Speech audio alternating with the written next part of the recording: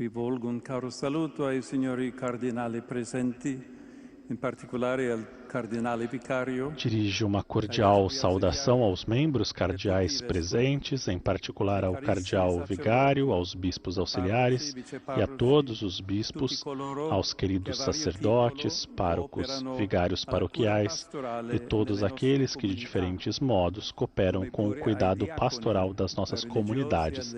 Saúdo também os diáconos, os religiosos e religiosas, as autoridades e todos vós, queridos fiéis.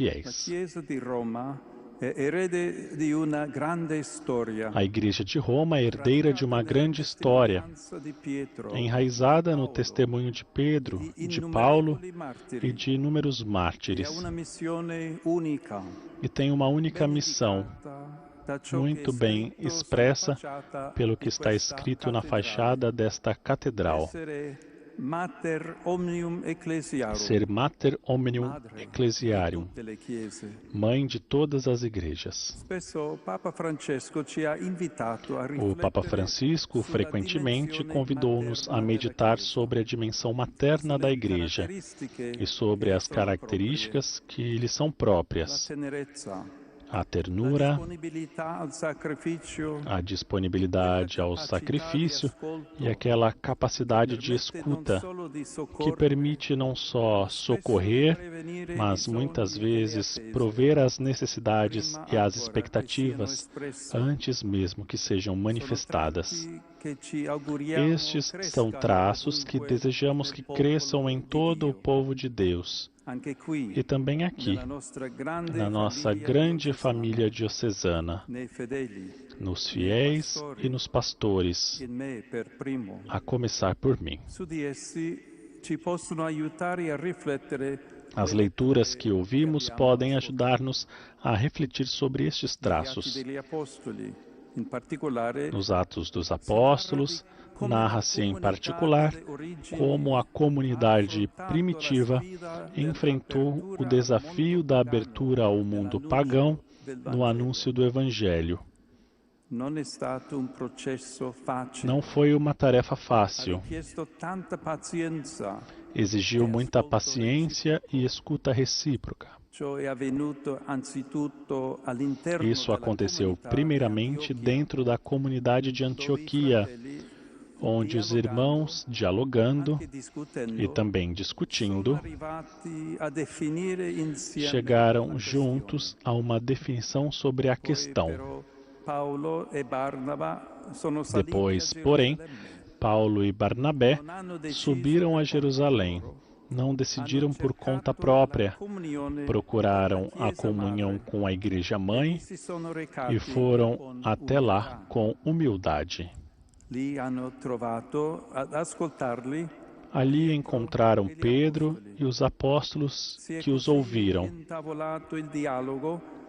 Assim se iniciou o diálogo que finalmente levou à decisão correta, reconhecendo e considerando as dificuldades dos neófitos. Concordou-se em não lhes impor encargos excessivos, mas limitar-se a pedir o essencial. Assim, o que poderia parecer um problema tornou-se para todos uma ocasião de reflexão e crescimento. Il testo biblico però ci dice di più. O texto bíblico, no entanto, nos diz mais, indo além da já rica e interessante dinâmica humana do evento. Isto é revelado pelas palavras que os irmãos de Jerusalém dirigem por carta aos de Antioquia, comunicando-lhes as decisões tomadas. Eles escrevem: o Espírito Santo e nós próprios resolvemos. Enfatizam, portanto, que a atitude mais importante em toda a questão, aquela que tornou possível todo o resto, foi a escuta da voz de Deus. Assim, eles nos lembram que a comunhão se constrói primeiramente de joelhos, na oração e num compromisso contínuo de conversão. Na realidade, somente com esta atitude, cada um pode ouvir dentro de si a voz do Espírito que clama, Abba, Pai, e, consequentemente, ouvir e compreender os outros como irmãos. Também o Evangelho nos reafirma esta mensagem, dizendo-nos que não estamos sozinhos nas escolhas da vida. O Espírito nos sustenta e nos indica o caminho a seguir, ensinando-nos e lembrando-nos tudo o que disse Jesus. Em primeiro lugar, o Espírito nos ensina as palavras do Senhor, gravando-as profundamente em nós, segundo a imagem bíblica da lei escrita, não mais em tábuas de pedra, mas nos nossos corações.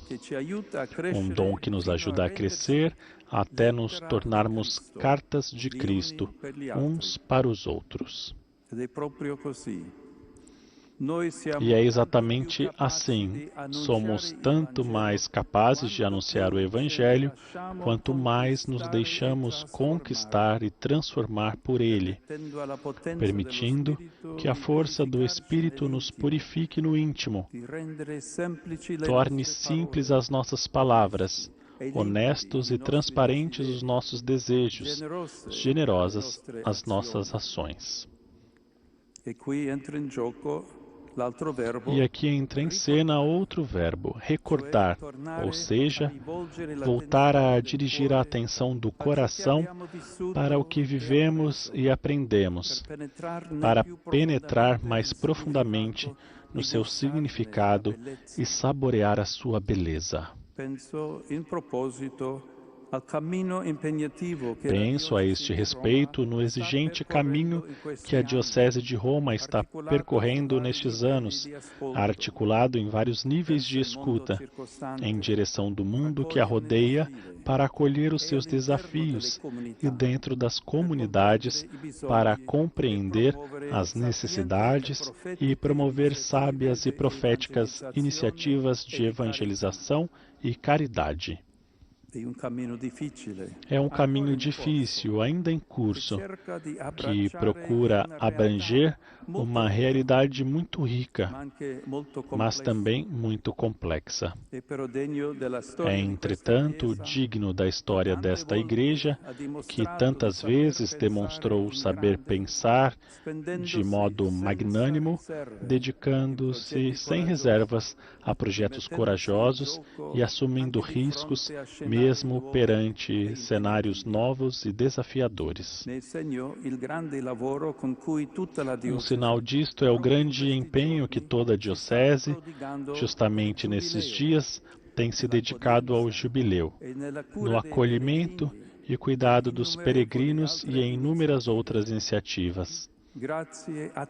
Graças a tantos esforços, a cidade se apresenta àqueles que nela chegam, às vezes de muito longe, como uma grande casa aberta e acolhedora, e, sobretudo, como um lar de fé.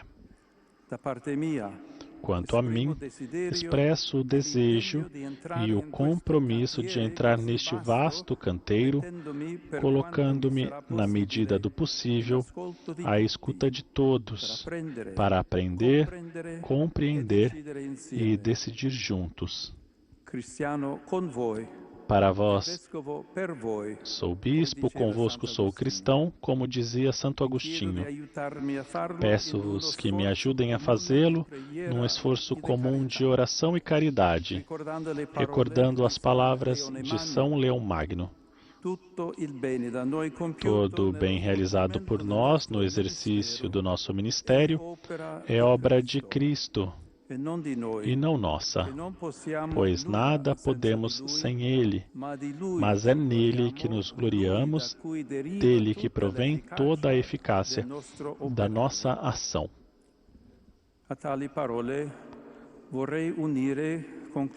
Para concluir, gostaria de acrescentar a essas palavras aquilo que disse o Beato João Paulo I, que em 23 de setembro de 1978, com o rosto radiante e sereno, que já lhe valera o apelido de Papa do Sorriso, assim saudou a sua nova família diocesana.